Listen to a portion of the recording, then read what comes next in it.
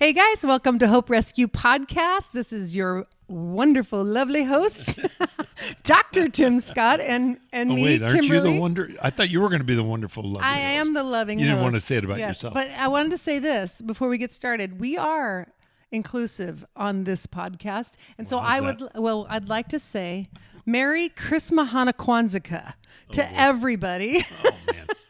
Check Can we just the box. do Christmas for now? Listen, just for now. I just don't want anybody to feel left out. That's my heart. It's just let's Okay. just let everybody know they're welcome and welcome to this holiday season. Happy Hanukkah. We love our Christmas, and you can see that in the background. I think and Hanukkah started a while back. I don't actually know. Well, I know it's in the Jewish faith. It's actually not course a it while is. back. It's like integral. No, I know, but it starts and then it goes on for Oh, I several thought you meant like days. the actual How we holiday do- started how's a our- while back. How's our understanding of the religions of the world? Yes. So, hey, we just have a few weeks left till Christmas. And I just want to give you guys a shout out that we're going to be taking a little break like you all will as well. But we'll be back in January on the 3rd, I believe on the 3rd, it is. Yes, we're just going to take 2 weeks off 2 for weeks off, Christmas. yep. Like good Christians should Yeah. do. Yeah. And in that 2 weeks, usually around Christmas Eve or the day before, Tim will go desperately searching for that perfect gift. Yeah. For me. That I wait until the night before Christmas. Tim and when all of the through other house, men. Not a creature was stirring, but Dad was gone trying to buy. Because, you wait too long online and then, there's just no hope for that. However, you've been very mindful, Tim, to think already you've For checked the out. kids. You've gotten things for Grandkids. grandkids, for I your got something for all sons. the grandkids. You did. Mm-hmm. I've got something for the boys. I have quite a bit of shopping left to do. Yeah. And so now I'm nervous to do it online, though, because, the whole... What did you get me? Babe, I did get you something very sentimental. You're going to love it. Maybe we'll show it to you at the beginning of the year. Wow, that would be weird. No, it's not underwear. It's not a thong. Wow. Oh my gosh. It's personal, but not private. The worst thing for a man wearing a thong is a man my age wearing a thong. I've seen a few of those on vacations on it's beaches, not and I'm good. just like, at some point, when you get to a certain age, I understand you just lose your I think your there's- concern about what people Yeah, think. there's something about the Mediterranean that Yes. people wear. Yes, older kind men of and their flapjacks. Wow, flapjack. Flapjack, buttocks. yes. Yeah, Yes. booties. Yep. Yeah. So well, it happens. To the best of us. anyway, We're going we'll to talk about something valuable I today. wanted to or- talk about vacations in the new year. All right. Bring it. Okay, no, let's actually switch to flapjacks with syrup. That sounds delicious. Okay, Oh, my let's gosh. get into this topic. We are continuing our series. Go ahead. Yes, on recapturing your voice. Yeah, what were you going to Which say? sounds to me like maybe you need to stifle that just a little bit. You got too much voice for this crowd. Okay. But we're actually part 5 of recapturing your voice, and we want to talk about something that may be a little bit. There might be some confusion about this, and that is the difference between personality and fear-based failure to speak your perspective in your voice. Right. So there are some people, and I want to talk about this a little bit. I'll give you a scripture here in a minute to our listeners, but I want to talk about the difference between extroverts, introverts, and ambiverts. Mm-hmm. But we'll circle back. That's the new word Yeah. for this year. Yes. Circle back. Yes. It's To Ephesians chapter 4. Okay. And verse 29 says, "Let no corrupt talk come out of your mouths, but only such as is good for building up, as fits the occasion, that it may give grace to those who hear." So let me kind of break that down. First of all, when I hear that, and I've heard it preached, let no corrupt talk come out of your mouth. I've heard it preached talking about, bad humor or cussing. well, yeah, cussing or naughty humor. How about gossip? Well, I have heard it talked about that, but he's really talking about the word corrupt is the word for rotten, like a rotten fruit, or putrid, like a fish that's Spoiled. Yeah, putrid. It's this idea of spoiling. So your your communication, the talk that you're giving, is actually something that is in contrast to naughty or holy.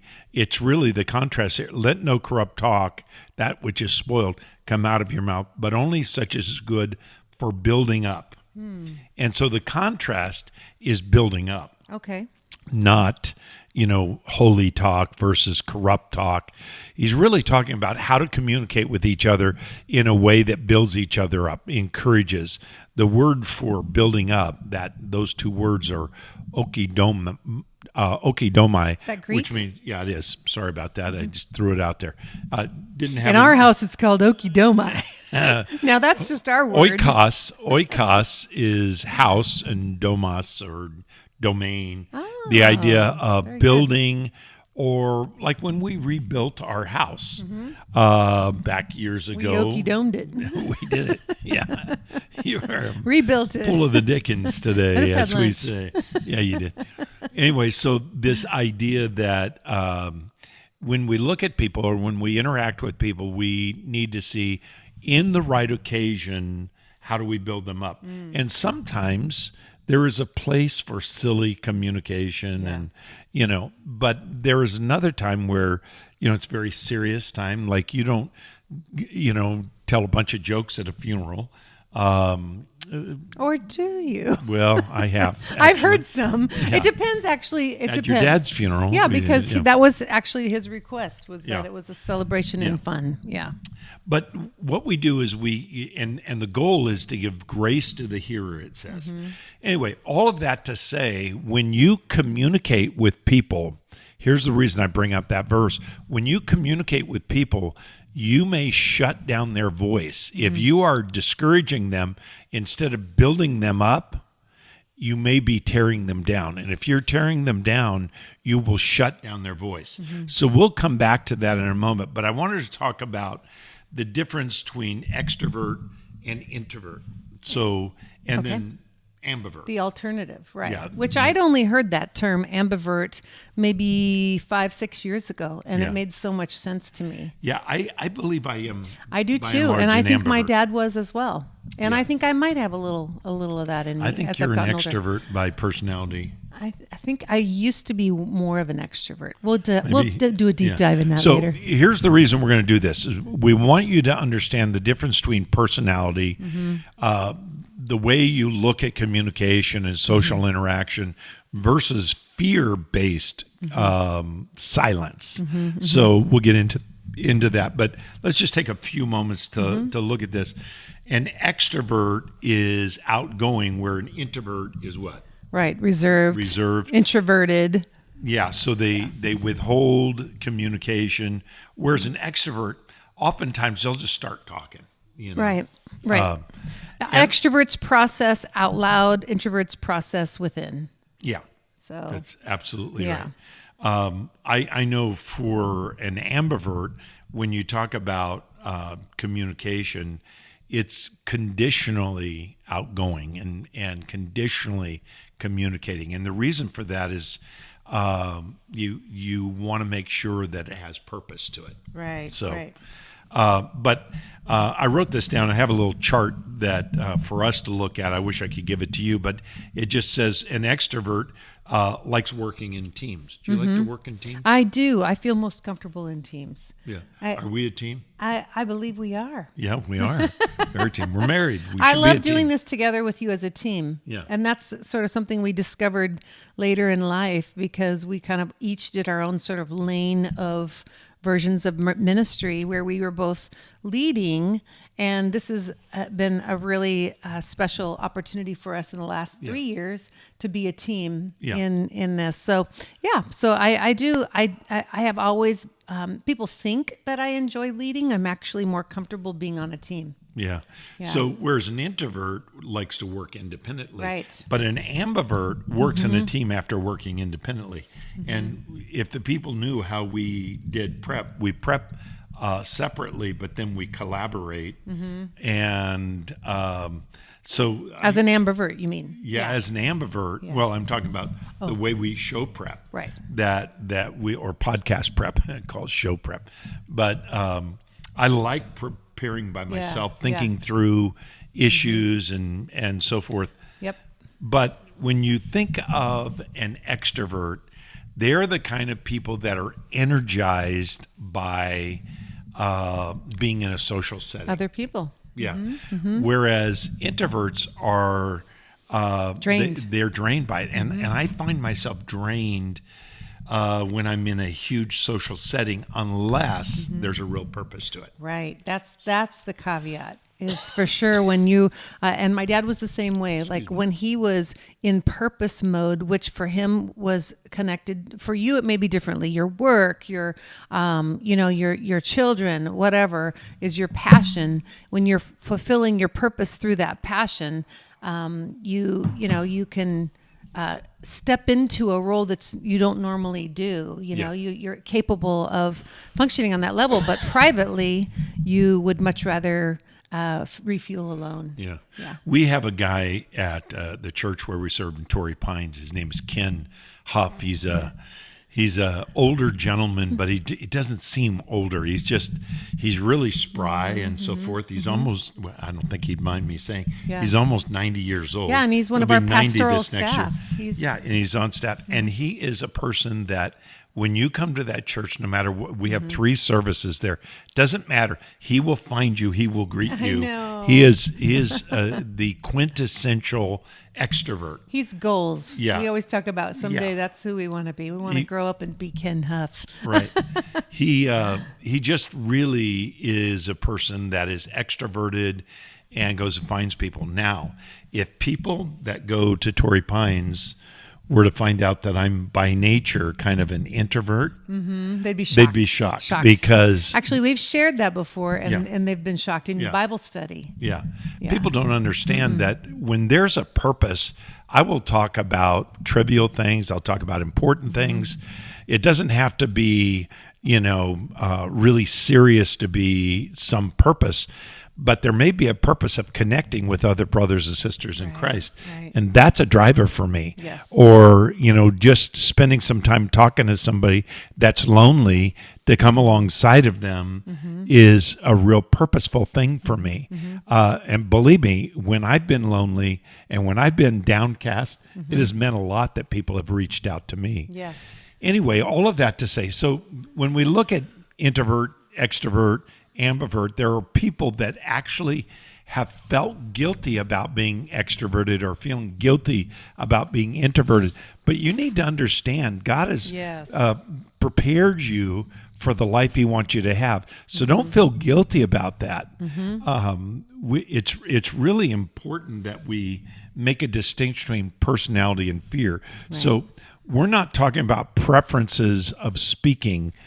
We're talking about fears that drive us into silence. Right. We lose our voice because we're afraid. Regardless of your temperament. Right.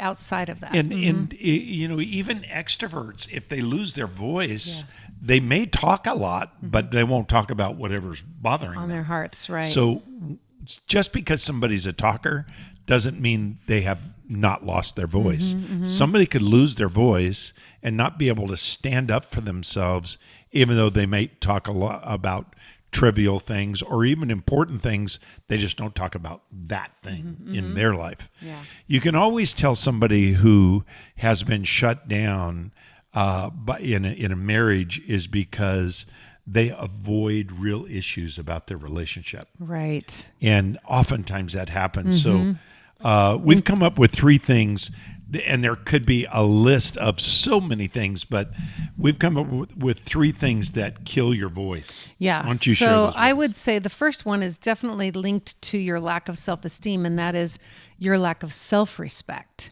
So either due to your voice being shut out, you being diminished from the time you were a child, the dynamics of your home, the parenting, regardless, bullying in school, like there's all different things that can contribute to your sense of lack of self-esteem, or you just in the absence, that can happen in the absence of people speaking life into you. And purpose. Yeah, having confidence Yes. is so hard for a lot of people. For whatever reason, they were raised in a world where they would say something, get shut down. So their confidence is not there. Yes. They don't have that self-respect. I know oftentimes I'll be in meetings where I realize I don't have handles for what's being talked about. Maybe it's some scientific thing or it's some business issue or whatever. And I feel like I don't have a sense of what's being talked about. I'll just sit and listen. Yeah, good idea. But sometimes I know I have a good idea, but I don't have the confidence at that moment because of whatever the audience is. Now that's very rare for me because I will speak my mind, but there'll be times where I don't speak. If it's not in your wheelhouse, you don't want to sound like you don't know what you're talking about, right? And there are a lot of people that have that struggle with self-esteem. Right. And self-esteem and self-respect they can be exclusive, but often they're connected. You know, you can respect yourself and still struggle with self-esteem. Yeah, I think you so. can. Yeah. But often those two go together. So that's you kind of take a look and see, is this happening in my life? And the second one is fear of not being heard or understood. And this often happens, like I said, in childhood when you're growing up in large families. And if you're not willing to take a significant risk of being teased or rejected, you just may not speak up at all and go silent, you know? Yeah.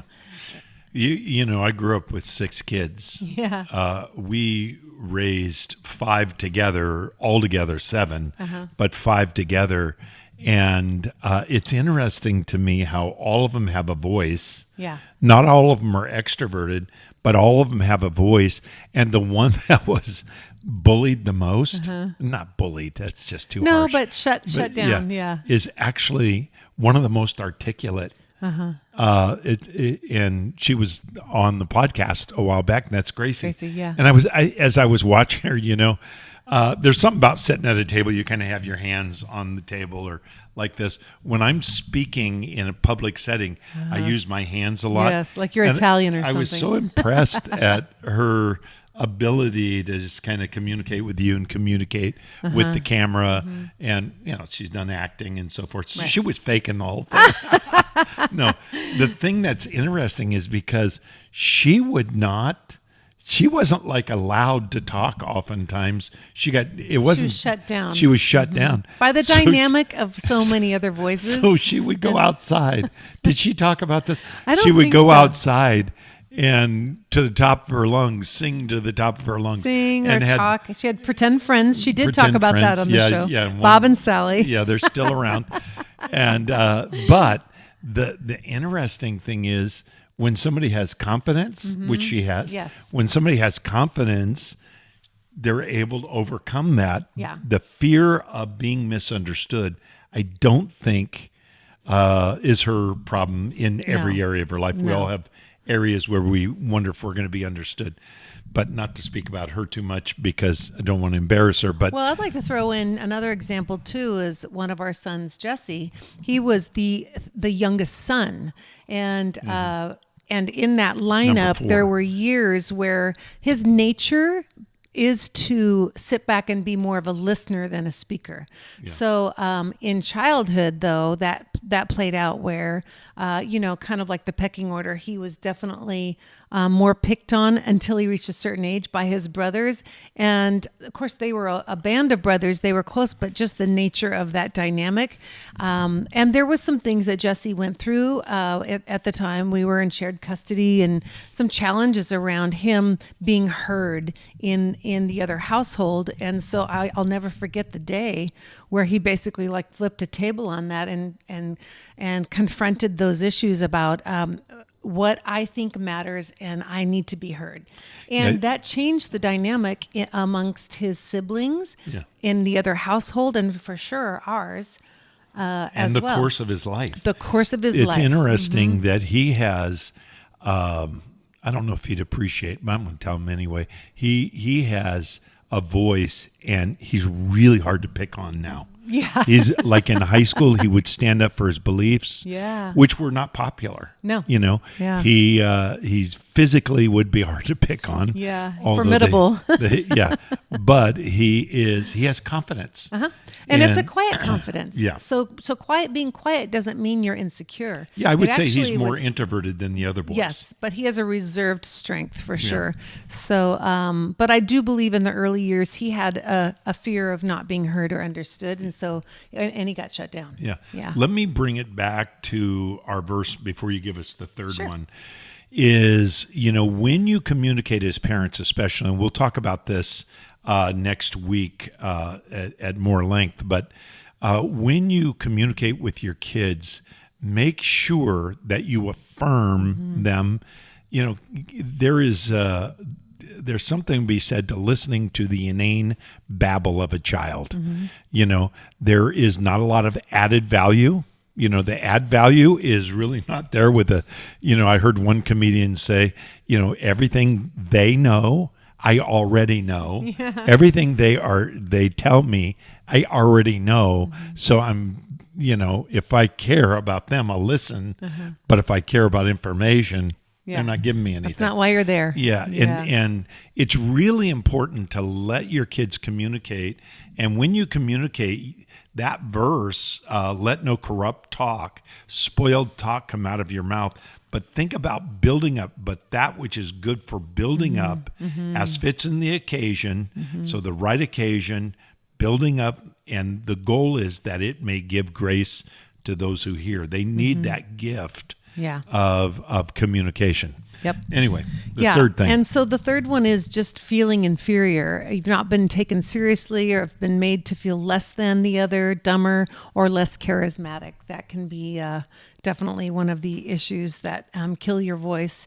And that can happen. You can have, let's just say one of us in the world had a perfect childhood, which is just not the truth. Nobody has a perfect childhood. Yeah. But you can come from a healthy home dynamic and still later in life, in a work atmosphere potentially, in a bad marriage potentially, but you can lose your voice over time over that struggle of being treated like you're inferior, being spoken to like you are, or less intelligent. And I certainly struggled with that in my first marriage, and of course less charismatic. So you tend to be the one that shrinks back in the corner of the room. Yeah. But that can happen later in life. So even as a child, and I've shared this before, I think on the podcast, but as a child, I struggled with the charisma of my older brother and the warmth of my younger brother. So my older brother, Dan, was very charismatic and everybody wanted to be around him. He was funny. He was, he just drew people to himself. Phil, my younger brother, was very warm and people loved being around him as well. Still do. I kind of struggle. They still do. Yeah. Dan's in heaven now. So maybe he's up there making friends. I don't know, but he always had no problem finding, neither one of them did. I struggled a little bit having friends and I usually had one friend and I don't know. That was Phil? Yeah, and that was Phil, yeah. But outside of our family, I probably only had one friend at a time. We moved a lot, which made me, struggle with a little bit. Yeah. So that feeling that there's competition and I didn't really feel like I felt it or I fit in like they did. They were quick to make friends. Anyway, all of that to say that it's important to understand that you have a real impact on people when you talk to them. And we won't get into this now, but what happens is people then, when they're afraid to speak their voice, they turn into kind of self-talk. And that could be a real problem. Next week, we want to talk about, well, actually, it won't be next week. It'll be 2 weeks from this week. We will share January. It'll be released January 3rd. We're going to talk about what it means as a parent to encourage growth and Yeah. developing a voice. And just since we're wrapping it up here, I just would like to speak to everyone about, this whole nature of inferiority is not from God. It's from Satan to keep you quiet. And I want to encourage you as a mama, as a grandma, as a sister in Christ, a friend, whatever podcaster that I was sharing with Tim last week. We each have been created by design to accomplish and fulfill a unique assignment for our life. And you are the only one that can fulfill that assignment, and it requires you and your voice. So please be encouraged that with each of us, we struggle with a deficit, we struggle with feeling insecure, but we pray today that you will understand your value and your worth, and that this world needs your voice. And so use your voice and feel encouraged by that, and fulfill the assignment God has uniquely placed on your life. Yeah, so we're going to miss you for the next couple of weeks. Hope you have a great Christmas next week and a happy New Year. We'll be back with you on the 3rd, so join us. Look for that. We'll finish up this whole series on recapturing a voice. Thanks for listening, and come and visit us at hoperescuepodcast.org. God bless. Bye, guys.